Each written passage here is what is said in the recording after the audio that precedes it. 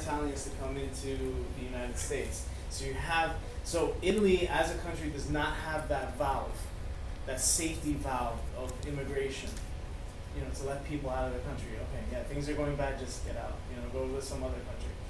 Now they didn't have that safety valve. So you're gonna have a lot of riots, you're gonna have a lot of unrest, civil unrest in the country when that happens. And of course, the fear of communism. You have the rise of the Socialist Party, because that's what happens. Okay, that's what happens when people are poor and they don't have jobs. When you have that us versus them mentality, you're gonna have left wing people, clamor to the left wing and those ideologies. So you have the Socialist Party rising in Italy after the war. Okay. You remember that, right? The whole mess with proportional. I mean, that's too much. You don't need to know that, but it just made it very difficult to govern in their parliament. So yeah, workers eventually, September of 1920, take over 600 factories throughout the country. They set up their own Soviet system for a while until finally it's put down. What does Soviet mean? A Soviet is when the workers control either a factory or a town. They're the ones that make the decisions for that area. So what happens? The government says, "Oh, we'll give you a 20% wage increase," and that sounds good for people, right? Oh. So now that's going to hurt the Socialist Party. Okay, that's going to hurt the Socialist Party. So they never really come back to that, and Mussolini is going to move away from the Socialist Party eventually. All right, so a Communist Party starts to take hold in Italy, and then here you have Mussolini. Remember how we talked about him being an opportunist, okay? And we talked about first, what are the first things that they believed in? The fascists believed in things like this: universal suffrage. Everybody should get the right to vote. Everybody over a certain age should get the right to vote. Giving land for the peasants. That's a very socialistic thing, okay? Improve worker conditions. That's also sounds like socialism. This one's a little different though. Strong foreign policy. That's not a very socialist thing. Okay, socialists, communists, foreign policy, strong foreign policy. Well, let me not say communist, but socialists don't really care about foreign policy. Marx believed that imperialism is part of the decay of a capitalist society.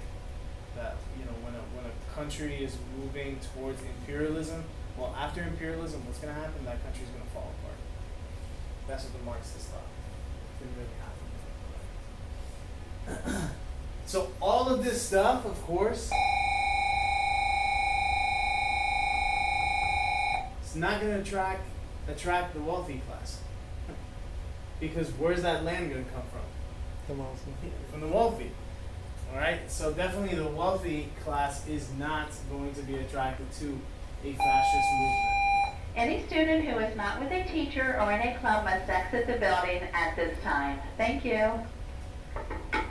So they're not able to get a foothold there in before 1920. But things eventually change.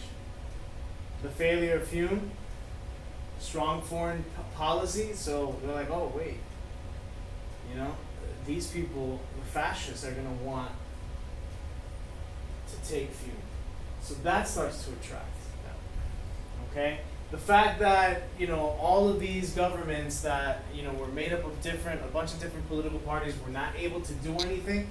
They weren't able to control inflation. They weren't able to minimize social unrest. Like, well, there's got to be something else out there. There's got to be something else out there. And then here, the property classes, they get scared by that big general strike that happened in 1920, and they start to move towards this fascist party that begins to represent this idea of law and order. And remember, what does the fascist party have that helps them take control? Support of the Besides army, right? Mussolini. The army. The king. No, not an army. What are they called? What? The black The shirts. black shirts, the thugs. Here are the black shirts that come into a village, right? They're in a village and they're keeping order. They're cracking skulls, over, they're antagonizing the socialists, and definitely, I mean, restore law and order. How are they going to do that? With the black shirts. With the black shirts. Fear. Right? We talked about fear and the impact that fear has on a population. Okay, it makes them, it scares them straight, basically. Wait, so in fascism, people still own land, right? Yeah. Technically? Yeah. But like communism, it's to the government. Government. So that's like the rich people all would support the fascists, probably? Like the ones that own land. Yes. They'd be more inclined to support fascism than communism because the communists want to take land away. So, yeah. And at this point, fear from just the government in general, or what do you mean by fear? Fear? Well, no.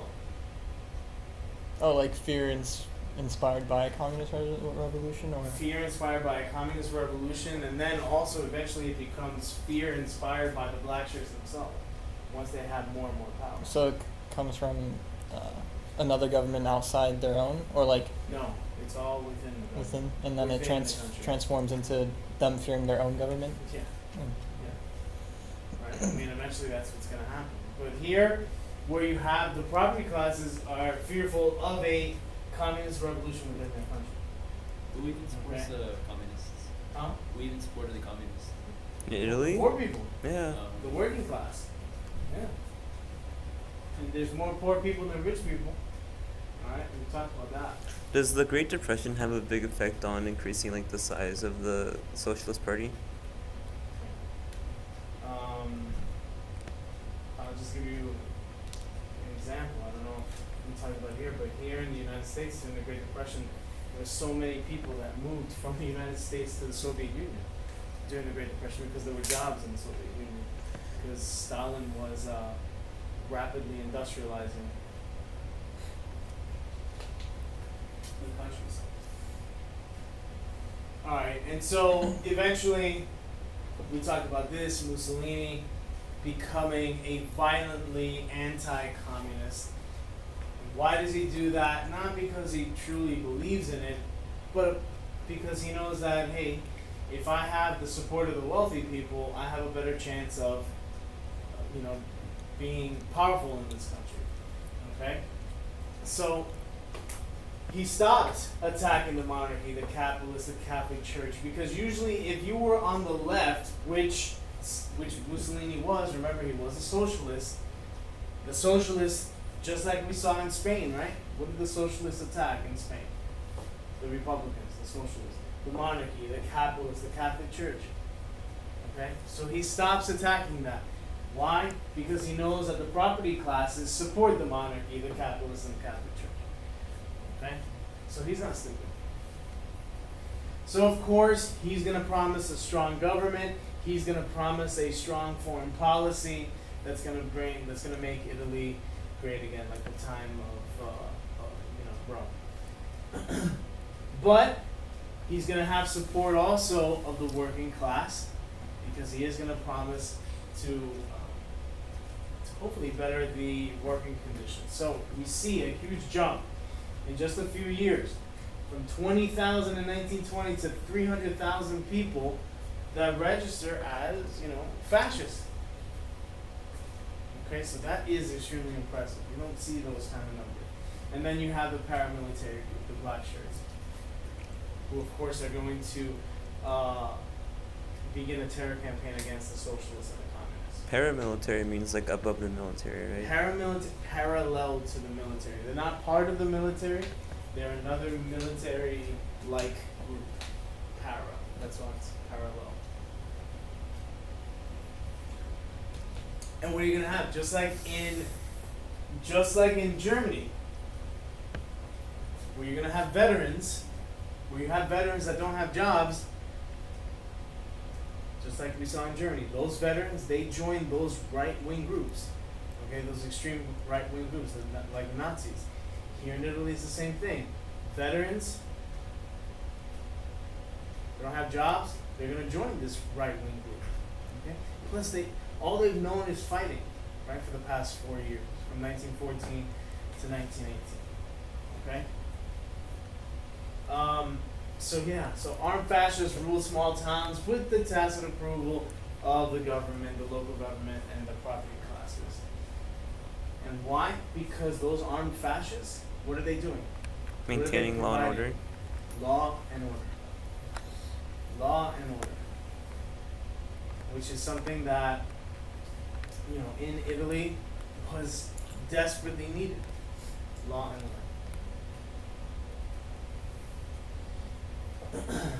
Alright, so the communists, they see the writing on the wall, so the communists try and organize another strike in August of 1922. Again, it's a failure. Why is it a failure? Because the military, with the help of the fascists, put it down. Okay? And that gives Mussolini even more credibility. So much credibility that he has this March on Rome. Right, which was how many was it? 300,000? I forgot what it was. You got 300,000 black shirts or people that supported the fascists march towards Rome. Mussolini was not part of that march. He's in Rome. He shows up when all those fascists are there. He goes to the king, says, "Hey, listen, form this government with me as the leader, or else I don't know what these guys are gonna do. I don't know what these 300,000+ fascists are going to do in Rome if they find out that you don't make me the leader of the country." And so Victor Emmanuel is like, well, I'm not, I want to keep my position as, the king of the country. I don't want a civil war. I know that Mussolini's anti-communist. As a monarchist, as, the monarchy, I don't like communism. Okay, and so he promises to restore law and order. So yeah, we're gonna make him the leader. And remember, when he goes on, and this is part of that propaganda, right? When he goes there, he's not wearing any type of military gear or anything like that. He wants to look like a man of the people, right? He wants to look like a man of the people. And there he is. And then we have the change. Okay. And it comes pretty soon after this. Alright? Here with the fascia, right? The symbol of the fascist party. So Mussolini becomes prime minister in October of 1922. And then here. Why? Why did this happen in Italy? First, the government wasn't working. So people were ready for a change. Foreign affairs, not strong enough, no successes, let's try a change. A socialist revolution, the rise of communism, that is something that scared a whole bunch of people, okay? Particularly the wealthy class, so let's try something new. Mussolini taking advantage of the situation, okay? Switching to something that people would like, okay?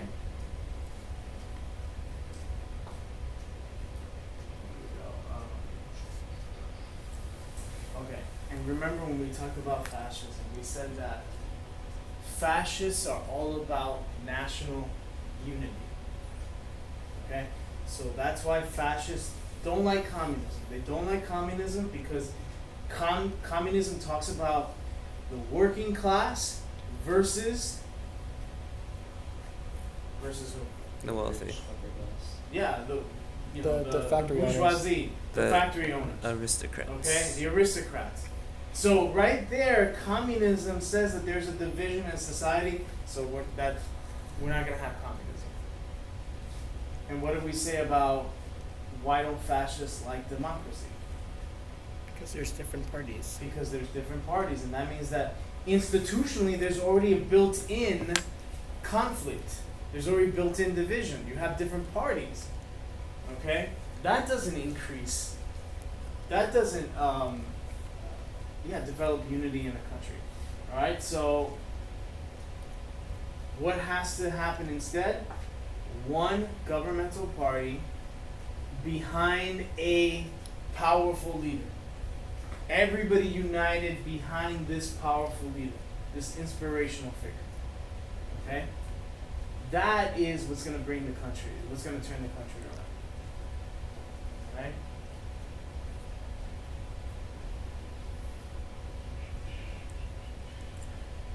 And always in these fascist countries, there's always going to be, education is going to change.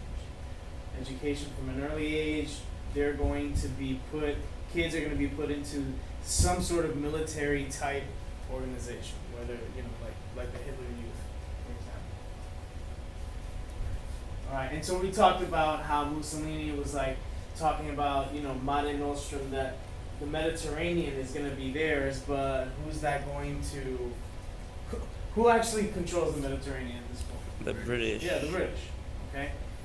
Okay, so eventually, Mussolini's rhetoric, if it was followed through, it would put him in direct competition with the British and the Adriatic as well, which this was basically controlled by the Yugoslavia. All right, so questions about Italy? Is that jog your memory? Yeah. I mean, it's and again, with the Spanish Civil War, what do you need to know? You need to know that political spectrum. You need to know who supported who. You need to know the difference between a nationalist and the Republicans in Spain, and not get them mixed up with Republicans in the United States, because Republicans in the United States are completely different from the Republicans in the Spanish Civil War. Okay? Nationalists on the right side of the political spectrum, Republicans over here. And the Republicans were also made up of who? What other? The actual government of Spain. It was the actual government of Spain. The when the war working broke class, out, the proletariat, the socialists, the communists, the anarchists. Okay? So you had, but that was part of the problem, right? That was part of the problem in Spain. They didn't have that unity, unlike the nationalists on the right side of the spectrum. I got a question on Italy. After Mussolini came in, did he actually improve the country overall? Debatable, I guess. Alessandro Reyes, please come to the front office. Alessandro Reyes, please come to the front office. For the workers, yes. For the workers, yes. But for the peasants, no. For the peasants, no. I mean, Spain even after World War II, Spain was still a backwards country, especially in the south. But that will change after World War II. So he only said give land to the peasants to gain their support. So it's kind of like, what's a good reference? So it's kind of like Lloyd George in Treaty of Versailles, where he was like, we're going to make Germany pay. It was kind of like that situation, where he completely flat out lied to the public. Oh, to the Italians. No, wait. Where Lloyd No, George it's just like lied a to the British comparison. people, Yeah. because he was like, yeah, I'll make Germany pay, and then he Oh, got And to the then table and he was Italy like, nah. or Mussolini was like the exact same. Yeah. So we talked about Spain. Remember, Spain is a very unique country because there are,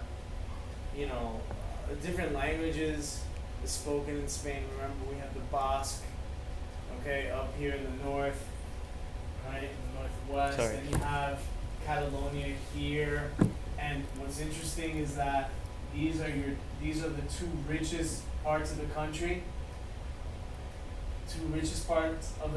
And that's also one of the reasons why they want to be independent, because everybody else is dragging them down. Okay? Remember, you're gonna have that separatist movement here, Okay? So yeah.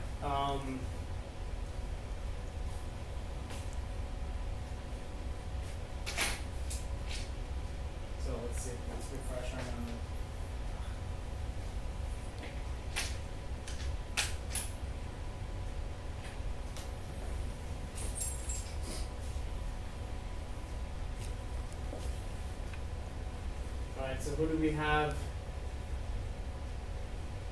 here on the left? Right, is this your left? Mm. Turn off the light. Let me turn on Who the do light. we have here on the left? Anarchists are like all the way. Anarchists are where? All the way. All the way over here. Let's put anarchists over here. And then you have the socialists kind of in the middle. And then A communist and then communist and then Communist. socialists, Socialists around here. and then the Republicans are in the middle. Right. And then the Republicans over here. Are we missing anything? Okay, so I think that's it. Alright, so who do we have over Oh, here? actually, wait, separatists, yeah. Oh, the separatists too. Yeah, I think I would let's put just them. the separatists over here. Liberals is like the same thing. Yeah. Yeah. You can put all those under liberal. It's like a Mhm. blanket term. Mm-hmm. So on the right, who do we have? The monarchy. Monarchy, which would be I would put it maybe in the middle. okay. Monarchy, You have the fascists all the way on the right. fascists. The aristocrats maybe closer to the Republicans. Yeah, closer. Well, they'd be around here too. So you have the landed, right? The landed elite, the landed aristocracy, The industrialists maybe just behind them. industrialists. Yeah.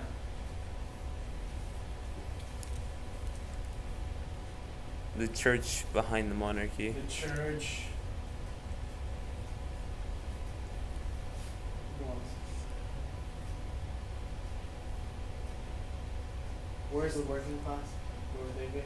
On the left. Yeah. Where would the peasants be? Left. All the way. landowners on the right. You already have those. Landed. Landowners over here.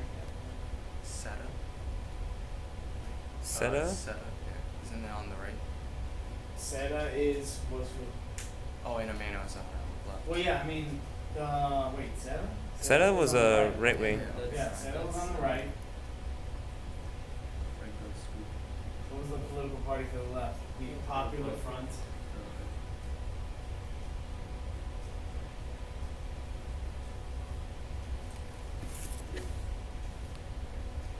That was it, right? You can put rightful government on the left.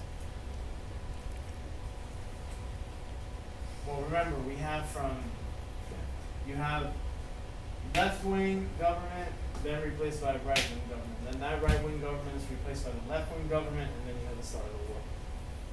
Because then you go like Rivera, and then Rivera got kicked off, and then he had the left, left, and then into hard right. Yeah, Rivera, then left, then Hard right. revolution. Yeah. You don't have to remember those like specific people, right? Like Manuel Ananza. No, Or, no, no. Just like what happened, like the general Yeah, or topic, what happened? and who backed who and who was on what side. Move back to in society. Yeah. Yeah, the general stuff.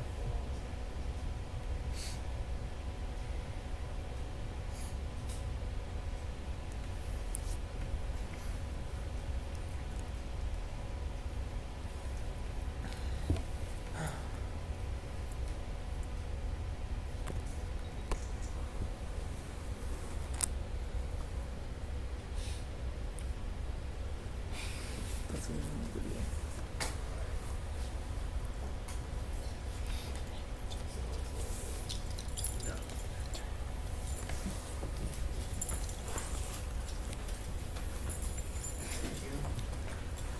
Alright, so remember, you had basically 2/3 of the population that were peasants that were working on these farms, these latifundios, okay? You had 7,000 people, only 7,000 people that controlled 15 million acres of land. And those peasants worked on those wealthy landowners' property, okay? And most of the time, if, the harvest season was not going on, then there was no work. They were not making any money, all right? And also you have, high instances of child labor in Spain. So Spain, again, it's very much like Italy in that case, where it's economically backwards after the end of World War World War I. And we talked about this already, how regionalism plays a role in Spain, where you have different regions in Spain. You have two separatist movements, okay, two distinct separatist movements, all right, where you have, you know, Basque and Catalonia. In Catalonia, that's where you have your Barcelona. Oh, the army, that's right. That's one, the army. The army, of course, is going to be towards the right, okay? Over time. Brandon Descent, please come to the front office. Brandon Descent, please come to the front office. Remember, you had a huge army, okay? A huge army that was left with nothing to do. You can't have that. You can't have this large military, especially when you have so many generals, okay? You have so many people that think that they're important with nothing left to do. So what's going to happen? They're going to become more and more involved in the domestic policy of the country. They have nothing else to do. So what is the military going to do? Well, we're going to keep law and order in the country. Okay? And what's the wealthy going to do? The wealthy people are going to use the military for their needs. And what's the need for the wealthy people? Keep their stuff. We want to keep our stuff. We want to keep the status quo. So we're going to use the military to do that. Okay? So you have all of these people, one general for every 100 soldiers. That's way too much. Alright? The middle and upper classes defend the military. Why? Because that's where a lot of their officers came from the middle to upper class. Alright, so they're going to be sympathetic to the military. Okay? The one group that does have something to do. Alessandro Reyes, come to the front office, please. Alessandro Reyes, come to the front office, please. The one group that does have something to do, and their best soldiers are going to be in Africa, okay, in Morocco, the Africanistas, and that's where Franco's going to be.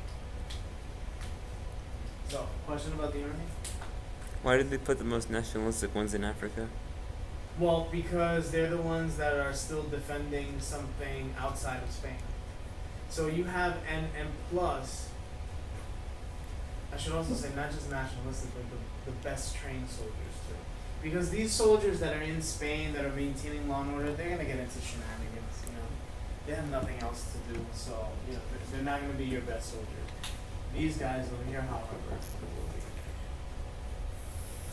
And the church, we already discussed. The church, of course, wants to keep things the way that it is. Spain is a very, very Catholic country. Very Catholic country. And very much is going to defend the monarchy, is going to defend the military, because the military is going to help them maintain control. And the wealthy people are the ones that fund the church. So without the wealthy people funding the church becomes nothing.